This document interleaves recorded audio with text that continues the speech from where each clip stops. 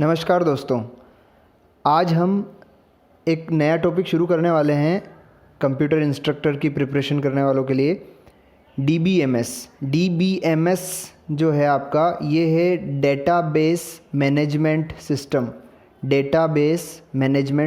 DBMS। तो आज इस वीडियो में हम DBMS के जो बेसिक कॉन्सेप्ट्स हैं उनके बारे में डिस्कस करेंगे। तो जैसा कि हम जानते हैं DBMS, इसका फुल फॉर्म क्या हुआ आपका, डेटाबेस मैनेजमेंट सिस्टम। तो सबसे पहले हम बात करें कि जैसा इसके नाम से पता चल रहा है कि ये मैनेजमेंट सिस्टम है, यानी किसी चीज़ को मैनेज करने का सिस्टम है। किस चीज़ को मैनेज करने का सिस्टम है? तो डेटाबेस को मैनेज करने का सिस्टम है। तो सबसे पहले हम ये जानें कि डेटाबेस क्या होता है। तो डेटाबेस के बारे में जानने से पहले हम डेटा के बारे में जानते हैं। डेटा के बारे में बेसिक जो चीज़ें हैं, डेटा क्या होता है, इन्फॉर्मेशन क्या होती है, ये सब हमने बेसिक कंप्यूटर में डिस्कस किया था। एक बार और हम इसको रिवाइज़ कर लेते हैं कि डेटा क्या होता है आपका। Data is a raw fact और फिगर। डेटा क्या है आपका?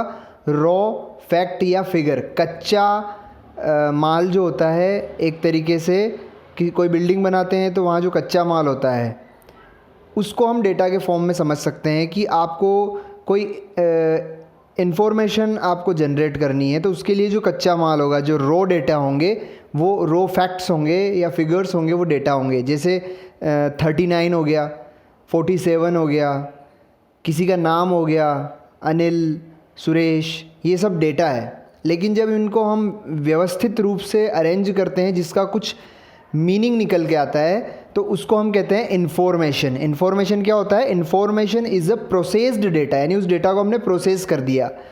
और मीनिंगफुल डेटा या ऐसा डेटा जिसका कुछ मीनिंग हो, वो इन्फॉर्मेशन होती है। तो ये डेटा और इन्फॉर्मेशन में डिफरेंस हो गया। अब यहाँ पर जैसा कि हम पहले डिस्कस कर चुके हैं कि कंप्यूटर जो है वो मशीन लैंग्वेज समझता है, और मशीन लैंग्वेज जो होती है वो बाइनरी लैंग्वेज होती है। बाइनरी का मतलब 0 और 1। तो एक तरीके से हम कह सकते हैं कि कंप्यूटर जो है वो 0 और 1 की भाषा समझता है। किसकी भाषा समझता है? 0 और 1 की भाषा कंप्यूटर समझता है। अब ये जो 0 और 1 की भाषा होती है, इसे हम बिट से रिप्रेजेंट करते हैं। किससे रिप्रेजेंट करते हैं? बिट से। अब बिट जो है वो सबसे छोटी इकाई है डेटा को रिप्रेजेंट करने की। और अगर इससे बड़ी इकाई हम देखें तो बाइट होती है। एक बाइट के अंदर 8 बिट आ जाते हैं। तो ये हमने डेटा और इन्फॉर्मेशन की बात करी। अब नेक्स्ट हम बात करते हैं डेटाबेस क्या होता है। डेटा हमने समझ लिया, डेटा रॉ फैक्ट्स हो गए, इन्फॉर्मेशन हो गई। अब हम यहाँ पर जो डेटा होता है, एक्चुअल में इन्फॉर्मेशन को भी हम डेटा ही बोलते हैं इन जनरल वे। हम डेटा जब बोलते हैं तो डेटा में आपकी इन्फॉर्मेशन भी आ जाती है। जैसे हम डेटाबेस की बात कर रहे हैं तो वहाँ एक तरीके से जो भी हम रॉ फैक्ट्स फिगर डालेंगे उनको एक रिलेशन के साथ डालेंगे, तो वो एक तरीके से इन्फॉर्मेशन हो गई, लेकिन हम उसको डेटा ही बोलते हैं यहाँ पर। तो डेटाबेस जो होता है वो क्या होता है? रिलेटेड डेटा का एक सेट होता है जिसको डेटाबेस बोलते हैं। ठीक है, जो कि एक स्पेसिफिक फॉर्मेट में ऑर्गेनाइज होता है। जनरली एक टेबल के फॉर्मेट में होता है। एक टेबल बनी हुई होती है जिसमें कुछ रोज़ और कॉलम्स होते हैं। कॉलम वाइज डेटा हम डालते हैं और रो में एक पर्टिकुलर एंटिटी का कंप्लीट डेटा होता है। तो इस तरीके के फॉर्मेट में डेटाबेस में डेटा होता है कि कंप्यूटर उसको ईजीली एक्सेस कर सके या रिट्राइव कर सके, यानी कि उसको जहाँ वो स्टोर है डेटा, वहाँ से उसको फिर से ले सके। तो बेसिकली जो आपका डेटाबेस हुआ, वो डेटाबेस 2 टाइप का हो जाएगा, लोकल डेटाबेस और डिस्ट्रीब्यूटेड डेटाबेस। नाम से हमको समझ में आ रहा है, लोकल डेटाबेस यानी एक ही मशीन, यानी एक ही कंप्यूटर पे जो डेटाबेस होगा वो लोकल डेटाबेस होगा। और डिस्ट्रीब्यूटेड का मतलब होगा कि कई सारी मशीन्स या कई सारे कंप्यूटर पे एक साथ हम उसको काम में ले सकते हैं, वो डिस्ट्रीब्यूटेड डेटाबेस होगा। एक साथ कई कंप्यूटर में डिस्ट्रीब्यूट रहेगा। ठीक है, नेक्स्ट हम बात करते हैं टाइप ऑफ डेटाबेस की। तो यहाँ कुछ टाइप्स आपको दिए हुए हैं डेटाबेस के, इनके बारे में हम देखते हैं। ट्रेडिशनल डेटाबेस क्या होता है? जैसे टेक्स्ट हो गए, नंबर हो गए, कुछ लिखा हुआ है, ट्रेडिशनल डेटाबेस हो गया। मल्टीमीडिया डेटाबेस जैसे ऑडियो फाइल, वीडियो फाइल, ये सब मल्टीमीडिया में आ जाएंगे। जोग्राफिकल इंफॉर्मेशन सिस्टम में जो भी चीज़ें होती है, जैसे कोई मैप हो गया या मौसम से संबंधित डेटा हो गए, रॉकेट सैटेलाइट से रिलेटेड डेटा हो गए, ये सारे ज्योग्राफिकल इंफॉर्मेशन डेटा सिस्टम में आते हैं। रियल टाइम डेटा जैसे कोई शॉप है, कोई सुपरमार्केट है, कोई स्टोर है या कहीं प्रोडक्शन हो रहा है, वहाँ का जो डेटा होगा वो रियल टाइम डेटा होगा। रियल टाइम डेटा यानी कि जैसे सुपरमार्केट है कोई, अगर वहाँ पर कोई सुपरमार्केट है, वहाँ कोई मैनेजर है, वो मैनेजर देखना चाहता है कि अभी किसी पर्टिकुलर चीज़ का कितना स्टॉक है, तो वो एक रियल टाइम डेटा होगा। उस समय कितना स्टॉक अवेलेबल है, that is a real time data. ठीक है। अब कुछ 2-3 टर्म्स हैं यहाँ पर डेटा बेस से रिलेटेड, जैसे डेटा माइनिंग हो गया। डेटा माइनिंग यानी कि जो भी डेटा आपके पास स्टोर है उसको एनालाइज करना। माइनिंग यानी जैसे माइनिंग करते हैं, खोद करके हीरे निकालते हैं, हीरे की माइनिंग कर रहे हैं तो ज़मीन खोद करके उसमें से हीरा ढूंढ के निकालते हैं। वैसे ही जो आपके पास डेटा है उसको एनालाइज करना क्या कहलाएगा, डेटा माइनिंग कहलाएगा। Data warehouse, warehouse का मतलब होता है गोडाउन। कोई गोडाउन होता है या गोदाम होता है, उसके अंदर सामान रखे जाते हैं। इसी तरीके से हिस्टोरिकल डेटा जहाँ स्टोर रहेगा उसको डेटा वेयर हाउस बोलेंगे हम। एक होता है world wide web. World wide web क्या होता है, WWW हम सभी को पता है। ये क्या है, डेटाबेस को सर्च करने की टेक्निक है। कोई भी इंटरनेट पे चीज़ हम सर्च करते हैं तो वो www डॉट करके जो भी वेबसाइट होती है उस पर सर्च करते हैं। तो वर्ल्ड वाइड वेब क्या है, एक सर्च करने की एक टेक्निक है। तो फाइनली डेटाबेस क्या हो गया, DBMS। डेटाबेस, डेटा हमने देख लिया, रॉ फैक्ट्स हो गए। डेटाबेस क्या हो गया आपका, डेटाबेस आपका हो गया जो एक जैसी इन्फॉर्मेशन है, एक जैसा डेटा है, उनको जहाँ हमने स्टोर किया डेटाबेस हो गया।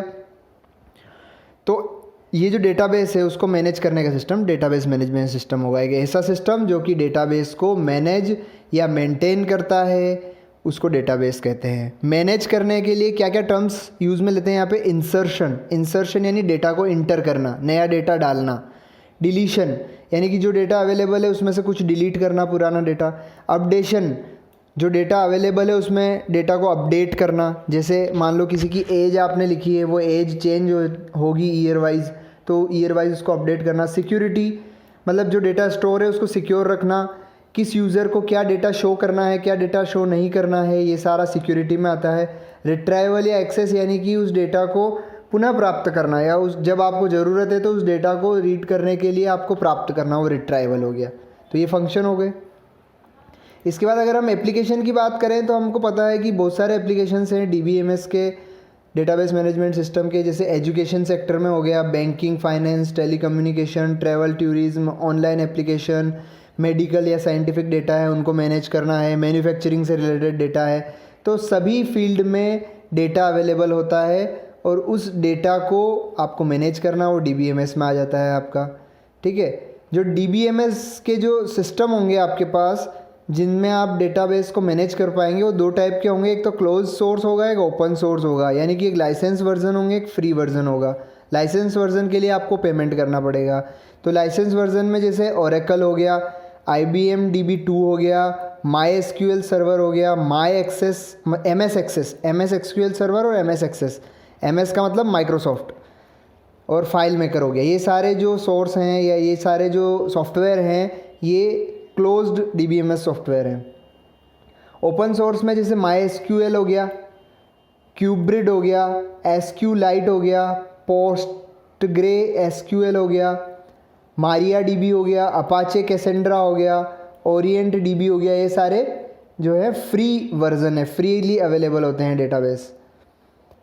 अब जो डेटाबेस हैं उसमें जो कॉमनली जो टर्म्स यूज़ में लेते हैं उनके बारे में हम थोड़ा देख लेते हैं। जैसे बिट हो गया, अभी हमने देखा था, ये डेटा की सबसे छोटी यूनिट होती है और 1 बाइट के अंदर 8 बिट होती है।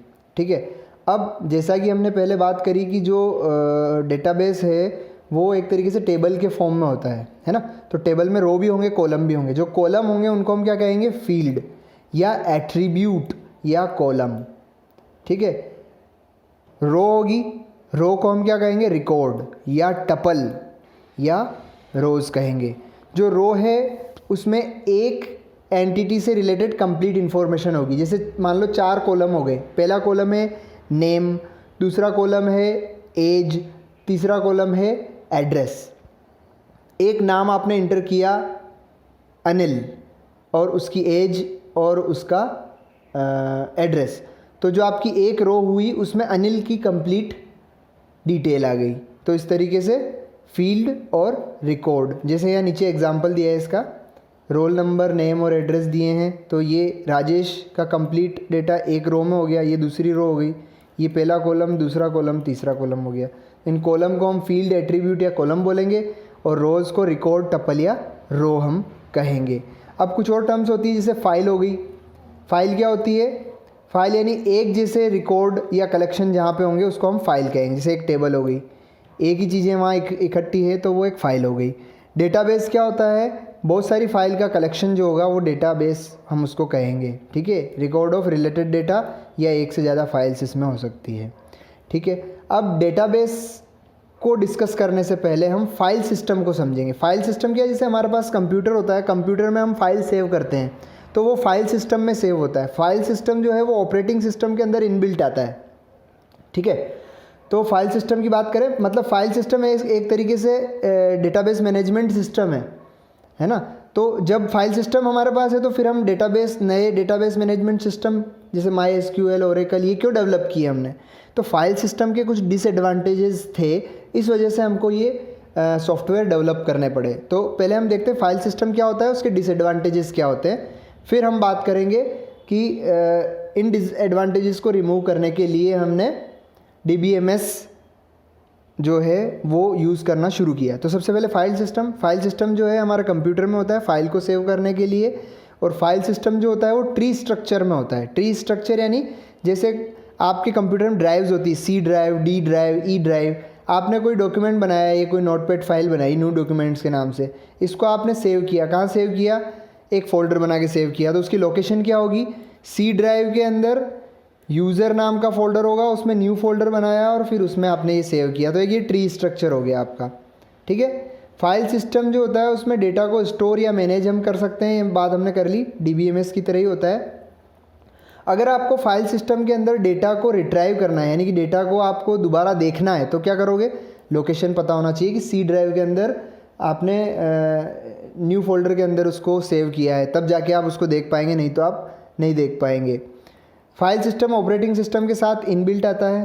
ठीक है, इसके कुछ डिसएडवांटेजेस होते हैं जिसकी लिमिटेशंस के कारण हमने DBMS का उपयोग शुरू किया।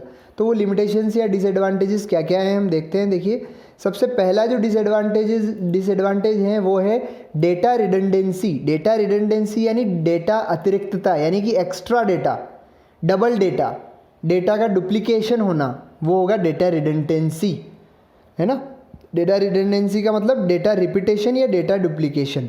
जैसे आपने कोई एक फ़ाइल बना ली, यहाँ पे ये एग्जांपल दिया है आपको, रोल नंबर, नेम और मोबाइल नंबर की आपने एक फ़ाइल बना ली। ठीक है, अब आपको क्या करना है कि टीचर्स को ये फ़ाइल देनी है जिसमें बच्चों के रोल नंबर और नाम रहेंगे, लेकिन उनको मोबाइल नंबर शो नहीं करना है हमको। तो हम क्या करेंगे, इसको सेव एज करेंगे, मतलब ऐसी एक और फाइल बनाएंगे, सेव एज से नई फाइल क्रिएट हो जाएगी।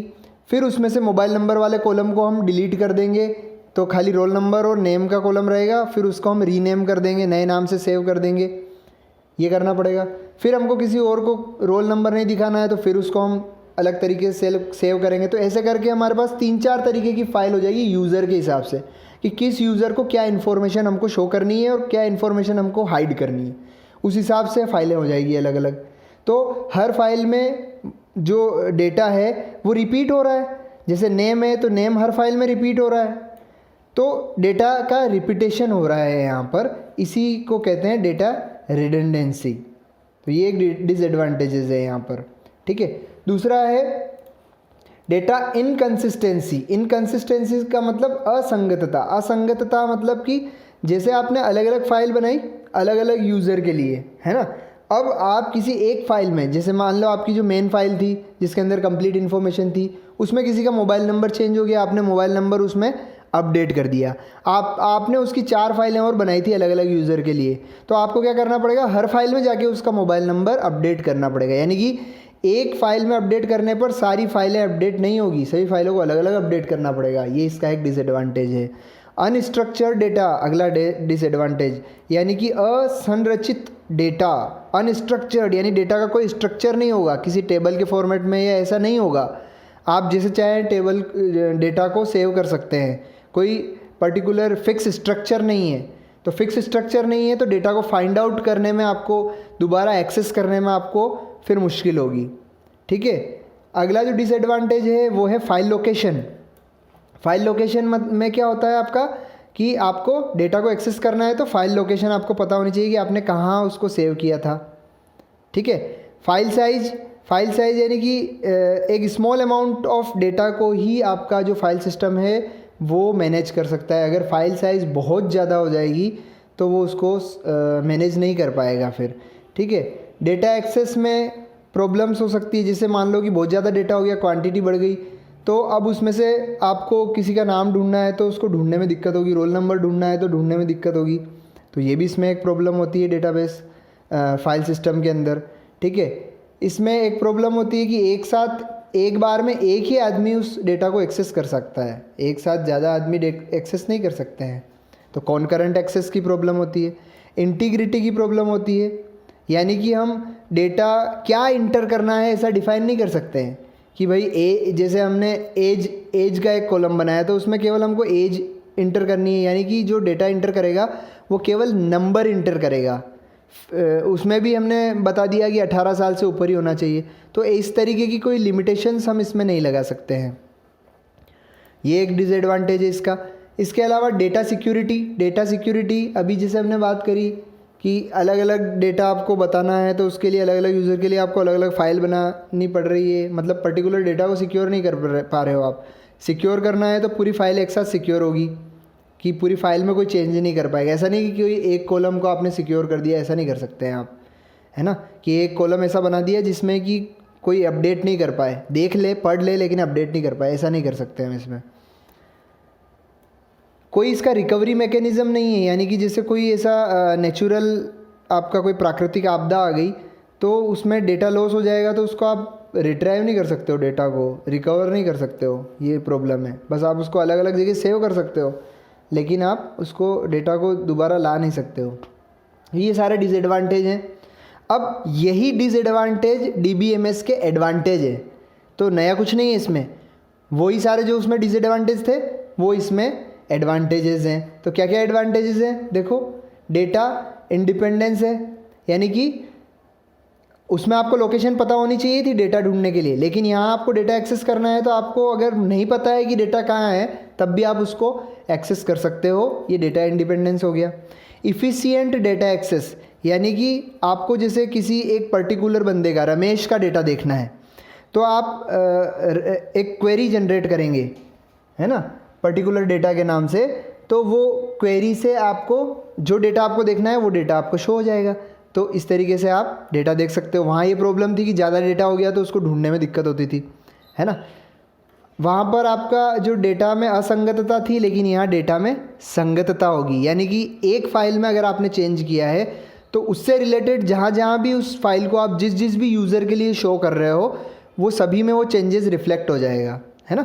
अलग अलग आपको अलग अलग यूज़र के अंदर जा कर के चेंज नहीं करना पड़ेगा, एक मास्टर फाइल जहाँ है वहाँ से आप चेंज कर सकते हैं।